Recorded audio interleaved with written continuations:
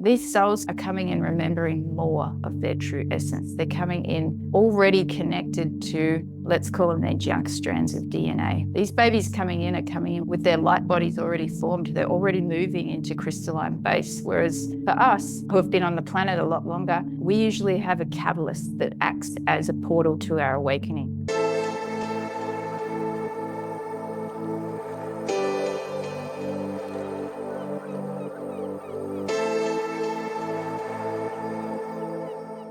I'm here today with Belle Tozer, who is a global traveler, surfer, writer, wild woman, spirit baby, intuitive, entrepreneur, and ultimate storyteller.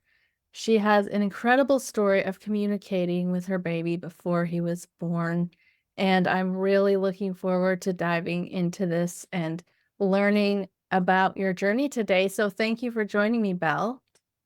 Well, thank you for having me. I could talk about this topic all day long. So to find an audience who wants to listen is very exciting for me.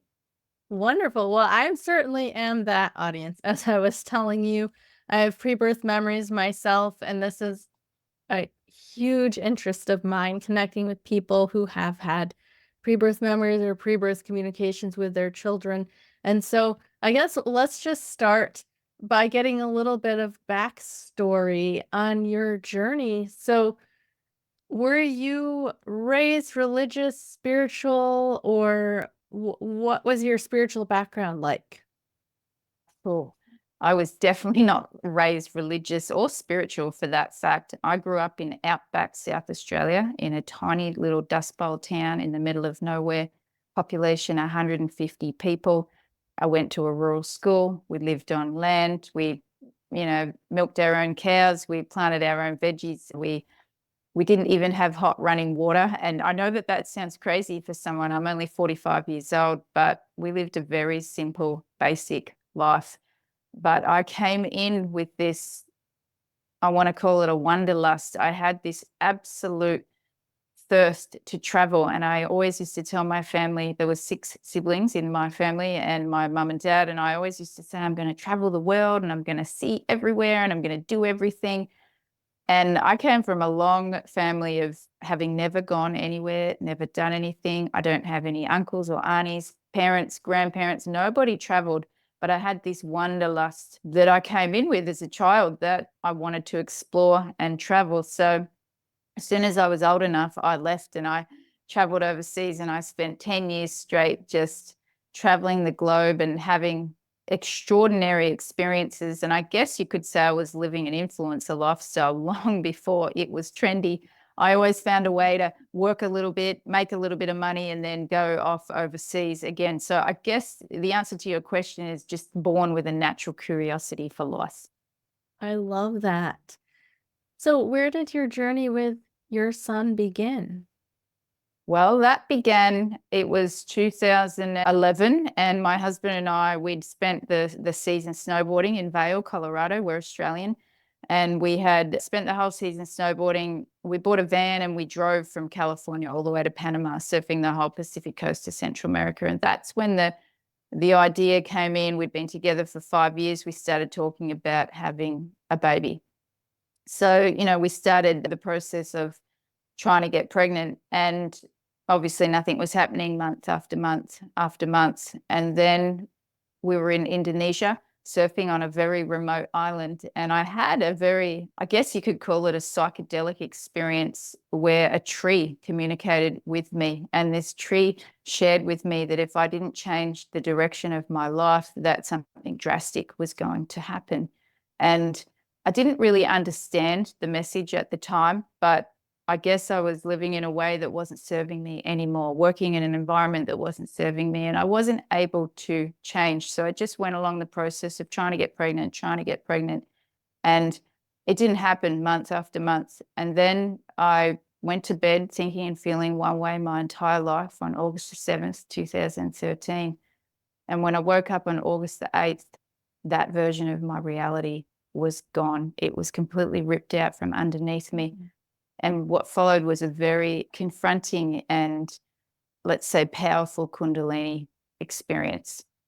which went on for many years as I was trying to get pregnant with my son.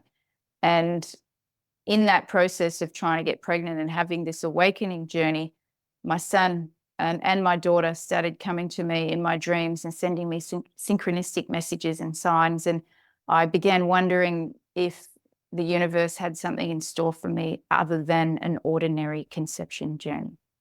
That's fascinating. Are you able to share what some of those messages were that you got from your son? And did you say your daughter also? Well, actually, funnily enough, it was my daughter who communicated with me for 8 whole years prior to conceiving my son. And my son didn't come forth for conception until the last minute. And it would take many, many years for me to learn the reason why my daughter didn't come through. It was a reason I only learned just recently, but that's probably a whole nother side subject to this. But basically, it was my daughter that was communicating first, and she would come through with messages. So she told me that she wanted her name to be Willow. And then I'd be like, oh, that's kind of interesting. And then the next day, a friend would phone me up and say, oh, hey, do you want to try out this new restaurant? It's called Willow. And I was like, okay, that's like a little bit weird. And I started thinking, I don't know, am I imagining this? And I told a few people about it, and they just told me I was crazy. So it started off like that, just little drops of information, just little messages. And then she showed me that her totem was a dragonfly.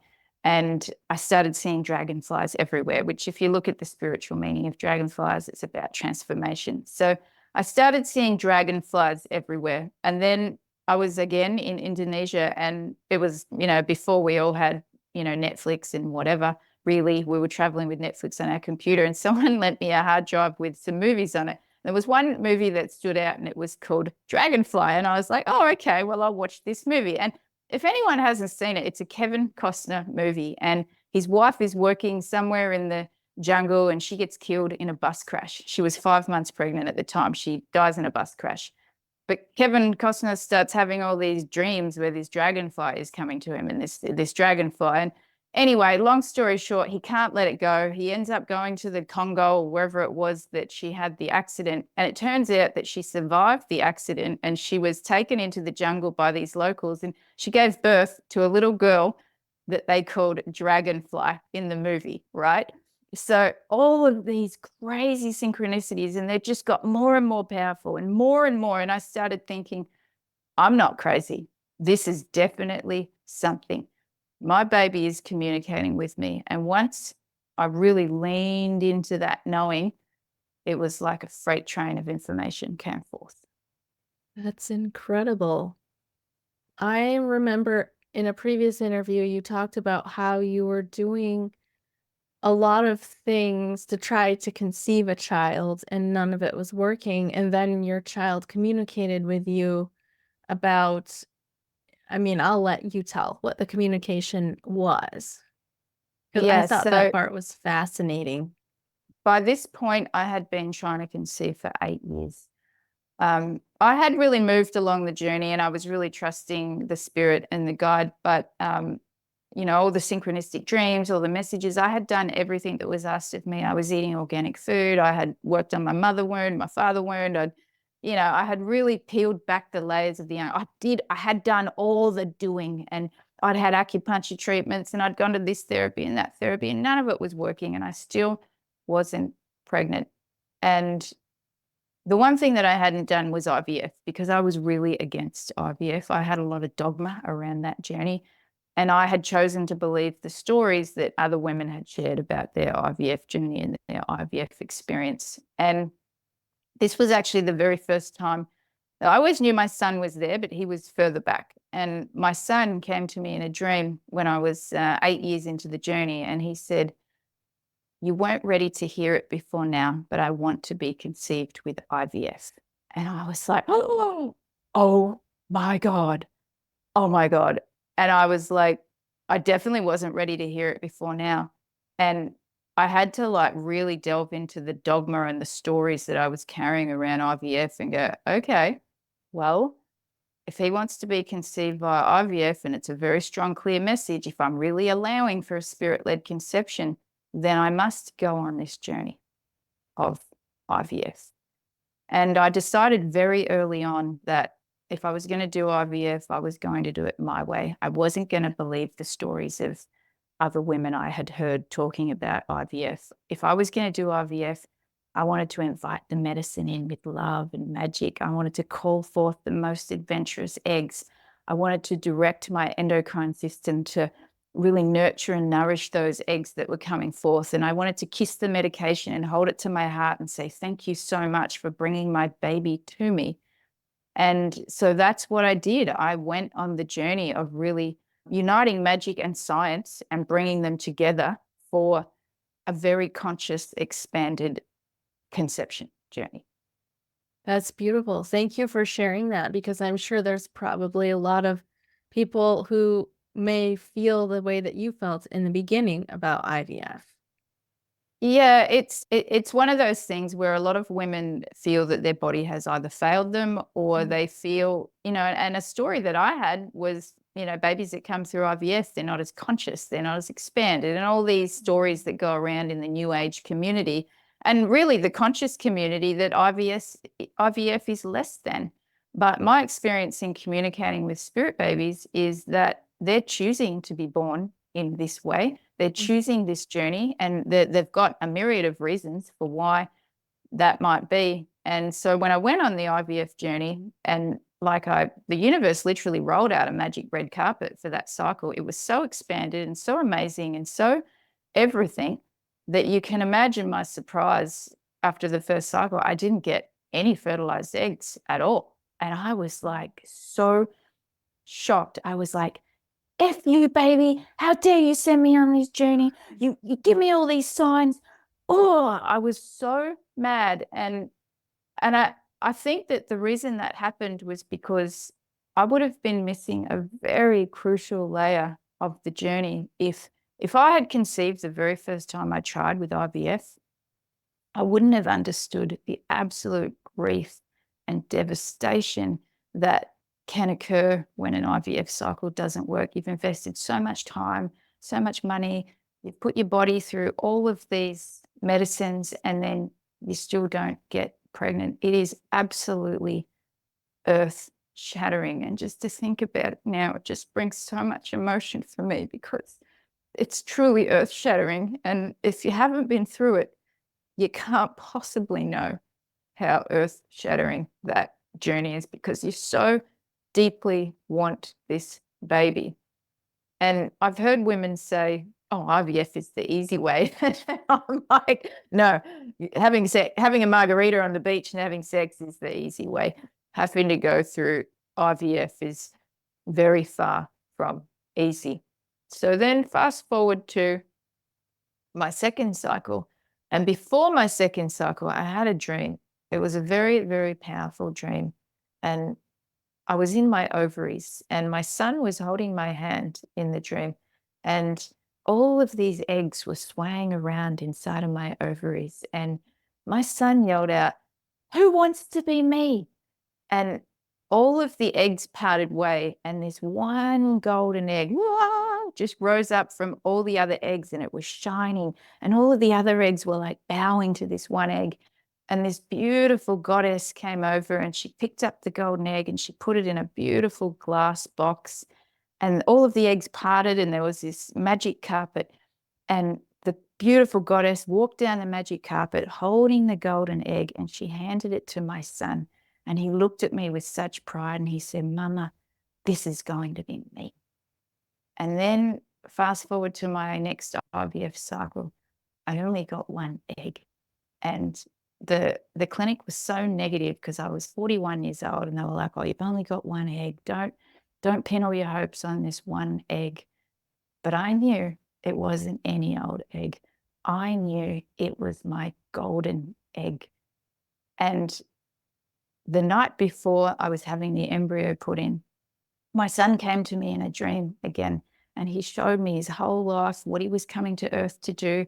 He was here to usher in a new paradigm of technology, and the kind of technology he was going to make was quantum technology that was going to heal the Earth and the people. And we had this very deep, highly conscious, expanded conversation while he was in spirit form. And just before he left, I said, hang on. what do you want your name to be? And he said, I trust you, Mama. I just want something classy and I want something stylish. And the next day I had the embryo put in and my husband was there holding my hand. We locked eyes. And as soon as the embryo was in, I knew instantaneously that I was pregnant and I knew that I would give birth to this boy. And it was an all so powerful knowing. And that's the power of spirit baby communication. There's nothing anyone can say or do that can sway you from this knowing that is all encompassing in every cell of your body. Wow. Thank you so much for sharing that. Such a sacred experience. I feel blessed to have been able to hear your story. There's another thing that I remember you sharing, and that's that your son had told you that you would have to uplevel your consciousness. Yes.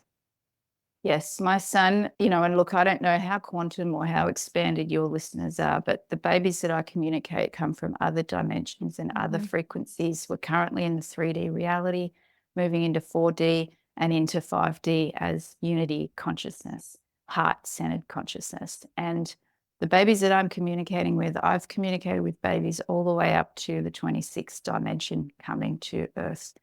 They are very expanded. They are very conscious. And, if you're listening to this and it resonates, if it's speaking to you, if you're trying to get pregnant, if you're trying to have a baby, then consider yourself informed that you are bringing through one of these expanded and conscious beings. So, the journey to conceive, if you're struggling to conceive, if if conception is not coming easy for you, then there's a reason for that. And in my experience, it's because you're being prepared energetically, emotionally, physically, and through consciousness expansion to hold the frequency of this baby.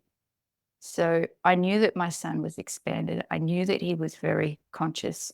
I had trouble sleeping the whole entire pregnancy, just having his energy inside of me. And he had told me that there was a big shift coming for me. And whilst I was in labor, I had planned a home birth for my son. There was nothing that was going to get me to go to the hospital. I didn't even have a hospital bag packed. And I had what Western medicine will call a stroke in labor that blinded me as I was giving birth to my son. And we called the midwife. I couldn't see. I was in labor. And the midwife said that she didn't have the skills or experience to support me because I couldn't see and that we needed to go to the hospital.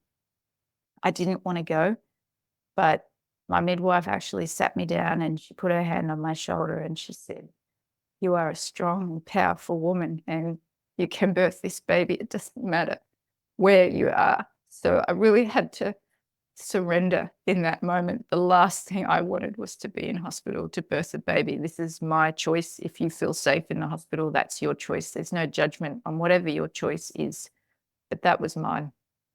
And I went to the hospital and I birthed my baby blind with powerful primal intuition that I didn't know existed. And I was blind for 4 months post the birth of my son. And once my sight restored, it restored in a level I never knew existed. I was able to see the ley lines of the earth, auras very clearly, the quantum codes, the light codes that are coming in. My vision expanded in a way that I didn't know was possible. That's amazing. So you communicate with spirit babies now? That's part Yes. of what you do? Do you find that most of the babies coming in now are from higher dimensions? Most of the babies coming in from high dimensions, no and yes. The people that I communicate with that come to me for a session, they're always bringing in babies of a higher consciousness. If you find me online or you listen to my podcast and you resonate, then you're absolutely bringing in a baby of a higher consciousness. You won't resonate with me. You won't find my website. You won't find anything about me if what I have to share isn't for you. So there is a difference between a spirit baby and a starseed coming in from a higher consciousness. So everyone that wants a baby has a spirit baby. They have a baby in spirit that's waiting, but potentially that baby is at the level of 3D or 4D or 5D or 6D. But the babies that are quantum and expanded, they are way, way, way beyond that. So everyone has a spirit baby, but not everyone has a starseed that's coming to Earth. And there is no right, there is no wrong. But if you get pregnant very, very easily out drinking margaritas on the beach and you're not even trying, or you're a heroin addict, best friend or mother, whatever, has a baby easily, they're just not bringing through the same kind of soul. Doesn't make you any better than them. It just means that you're bringing through a different level of consciousness soul. Yeah, it's really interesting because when I have 3 children, they're a little bit older now, 12, 10, and 8, but I was very unconscious when I had my first child, and I had to start waking up really quickly, and I still feel like they are leaps and bounds ahead of me without any guidance to get there. I feel like they just came in that way, and they've been teachers for me. Like, they've triggered my spiritual awakening. So it's just really interesting to hear that I'm not alone in this, and this is something that's happening around the world. Oh, you're definitely not alone. In some cases, the parent, you could have a really quantum baby, a really expanded consciousness soul coming into, let's say, a heroin addict that's totally asleep, that will cause a catalyst for a massive spiritual awakening. That can absolutely happen and does happen. And you can think you're very conscious and you can think you're awake and aware.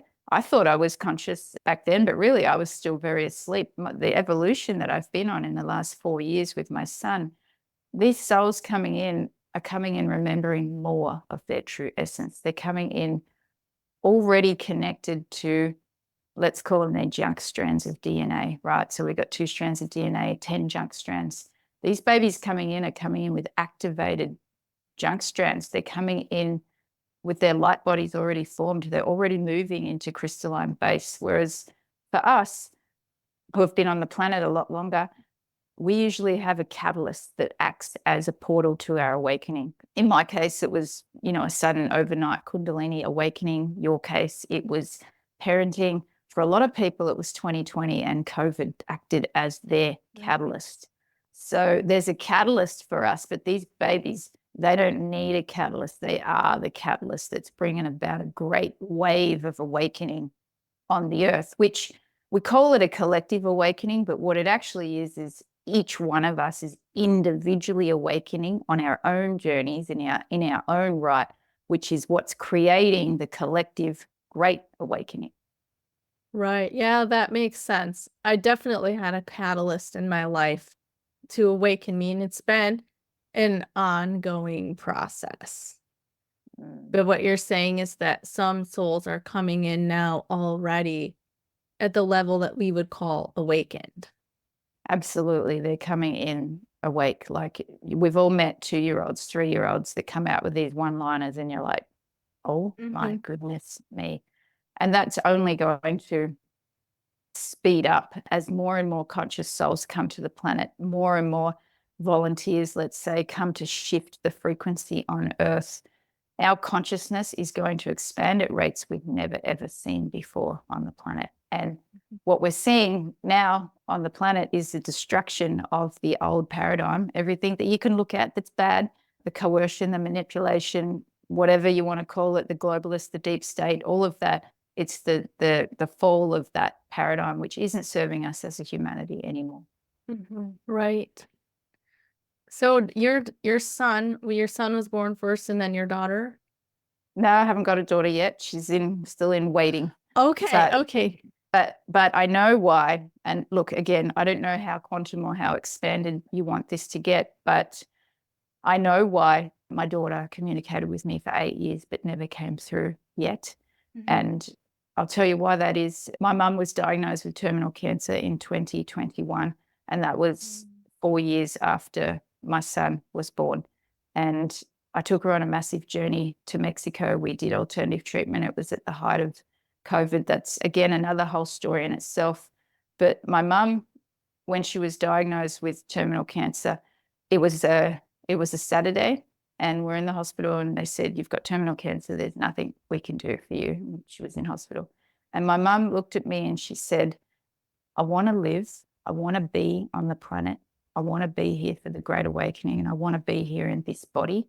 But if I'm not going to be in this body, I'm going to come back as your daughter." And I didn't give it much weight when she said it. I was like, "Oh yeah, whatever." It was a Saturday night.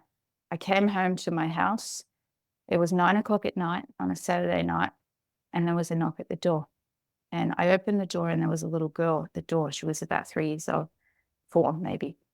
And this really happened a Saturday night. And she says, "Is my Nana Susan here?" My mum's name was Susan, right? And I was like, "No." She's like, "I'm looking for my Nana Susan."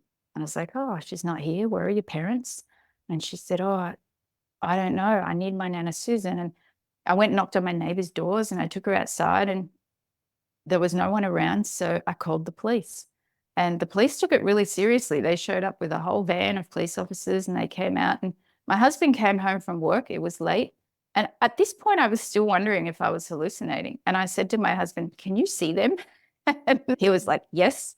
And so they ended up finding this little girl had got out of her house. She was staying with her grandparents. Her grandmother's name coincidentally was Susan. She was staying at her grandparents' place on a Saturday night. She walked 50 minutes on a Saturday night into the direction of my house, and of all the houses, of all the doors she could have knocked on, she knocked on my door and asked for her Nana Susan. What are the chances of that? Now, the universe, to pull out that kind of synchronicity is absolutely extraordinary. So that was the very first inkling I got, where I thought, maybe my mum is going to come back as my daughter. I kind of forgot about it. We went on this journey. We went to Mexico. It looked like she was going to live. My mum recovered from cancer. We extended for another 3 months to give her the best chance to heal.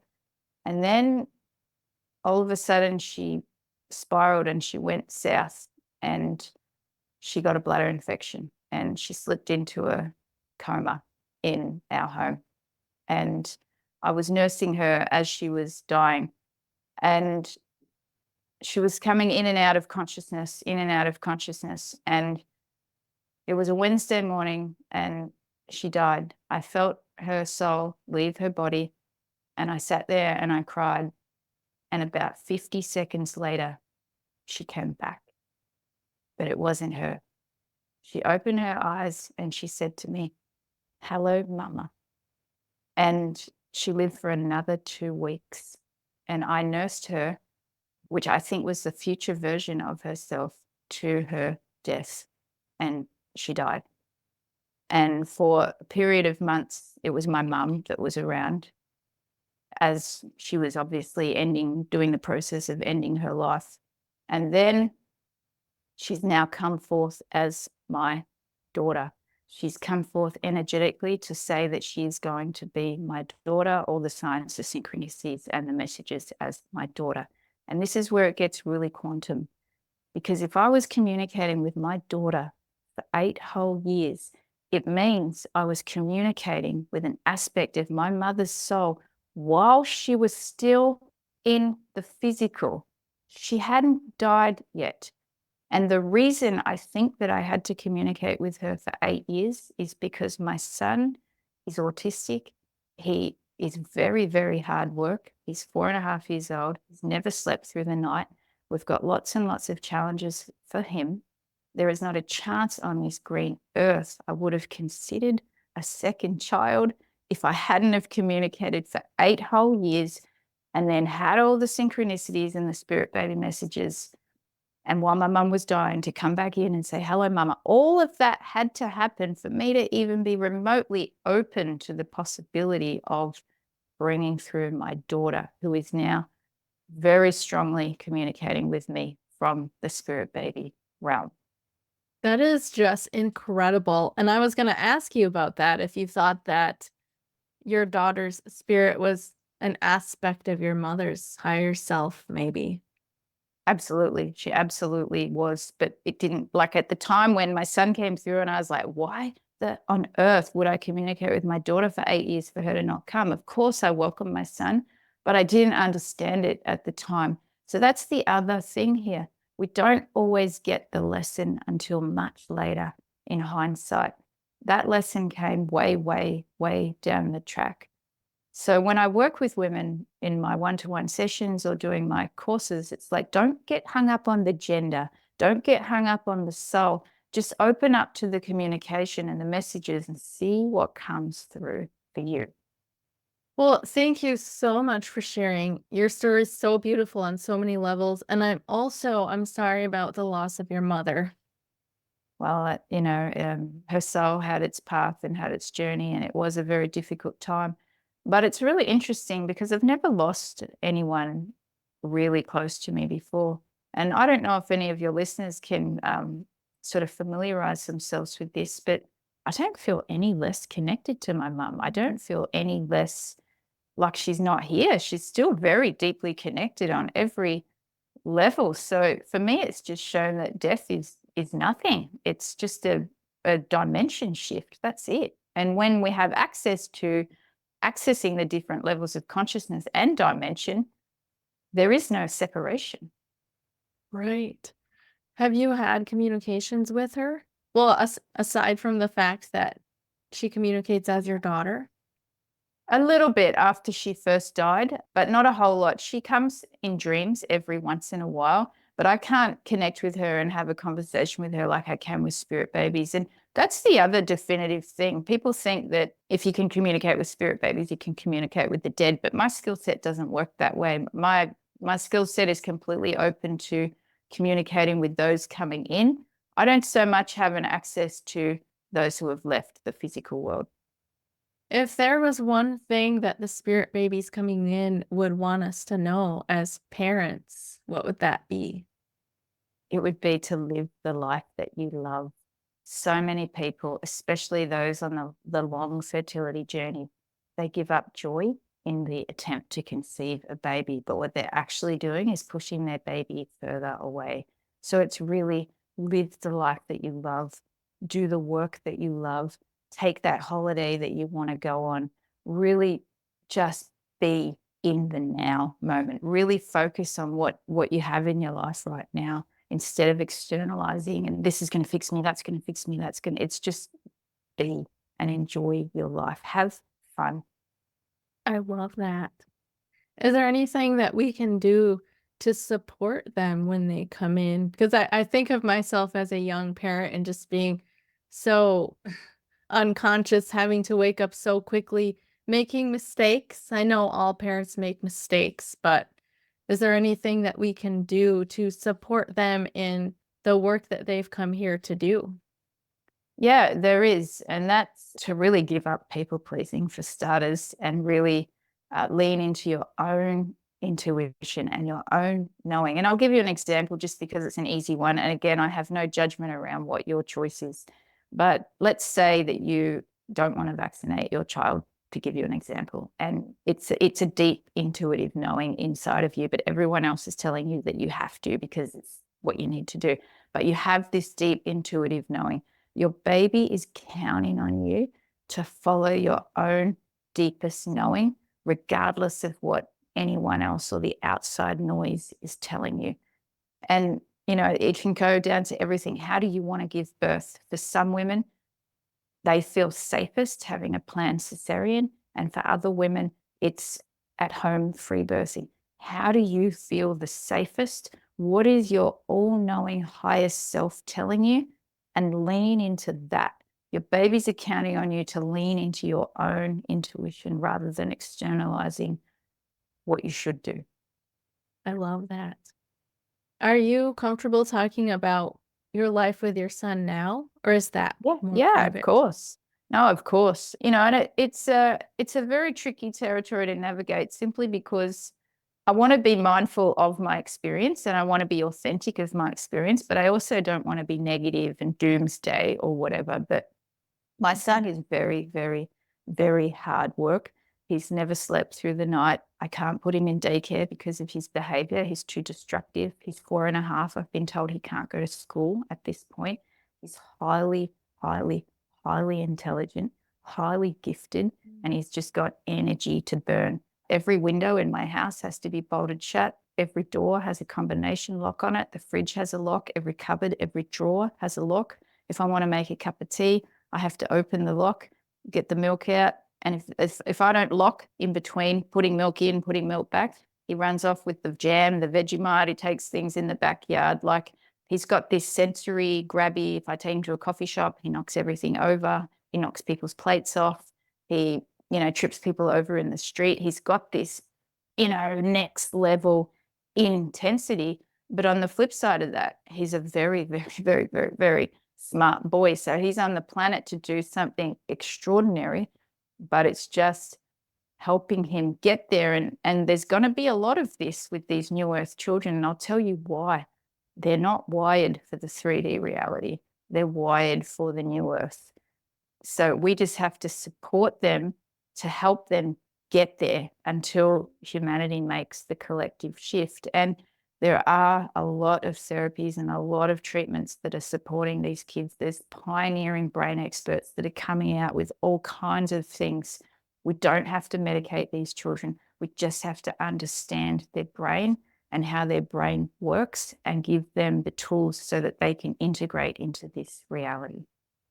Thank you so much for sharing that. It really resonates deeply for me. I think that we have seen an increase in the number of children or people that are neurodivergent, for lack of a better word, or whatever the accepted word is now. And I've always strongly believed that that is so connected to spiritual intelligence and higher spiritual connection and abilities, and that it's just different parts of the brain or the intuition that they're really strong in. Oh my God, they're so strong. And there's a lot of dogma. Again, I want to use the word dogma, even in the conscious community. Like, people say, oh, well, it's vaccines that cause autism. Well, I can tell you, my son's never had a vaccine. My son has had organic food since birth. We use eco products in our house. We have organic pillows. We've got EMF frequency blockers. We've got all of that. I've got all of that covered. It's not just vaccines that do this. There are other factors that are coming into play. And a big part of it is, people say, well, why the rise in autism? It's all the toxins in the food. It's all the toxins. Yes, that plays a part, but also it's the expansion of consciousness that's happening on the planet right now. And these kids process information at a speed you cannot even fathom. It's their processing ability. And, they're getting labeled ADHD and all these things, and they just want to medicate them and shut that down. It's the worst thing we can do for our children. Now, if you need to medicate your kid because you want to stab them and commit suicide, then you have to do what you have to do to help you get through the period. However, they don't change to us. We need to change to accommodate them. It's the other way around. Yeah, I love that. Well, Belle, I would love to give you a chance to share with the viewers where they can find you. Yeah, of course. So if you are interested in communicating with your spirit baby, I want to say this. All of my courses and everything that I have created is to teach you how to communicate with your spirit baby. And whilst I do offer one-to-one sessions, if you need a little bit of support, if you want to learn, if you've got a spirit baby, if you want to start yourself on the journey, I do offer one-to-one sessions. However, my primary intention is to teach you how to open that doorway and communicate with your own baby, because I want to cut out the middleman. I want you to lean into your own intuition. So you can book a one-to-one session if you want to on my website, which is surfthewildwoman.com. Or if you do want to buy a program and learn how to communicate with your spirit baby, you can go to my website, quantumstarbabies.com. Or if you want some free resources, I have an app on the App Store, both Apple and Android, and the app is called Star Babies. Wonderful. I'll have those links in the show notes so people can check them out. Belle, thank you so much. This has been such a pleasure hearing your story and connecting with you. Thank you for having me. And if you've listened to this whole story, thank you for witnessing me in my journey. And if you are calling in your baby, I have absolutely no doubt whatsoever that your baby has led you to this episode and that you are being prepared to bring in the vibration of this soul that's going to help uplift the planet for the well-being of all. Thank you for watching and listening. Your views, likes, comments, and shares truly make the biggest difference in supporting this channel. Don't forget to check the show notes for all the links to today's guest, as well as my links. You'll find me on social media at Love Covered Life, my website, lovecoveredlife.com, and the Be a Guest link for anybody who would like to be a guest on the channel. I have great news. Love Covered Life podcast is coming available on audio podcast. You can find it wherever you listen to your audio podcasts.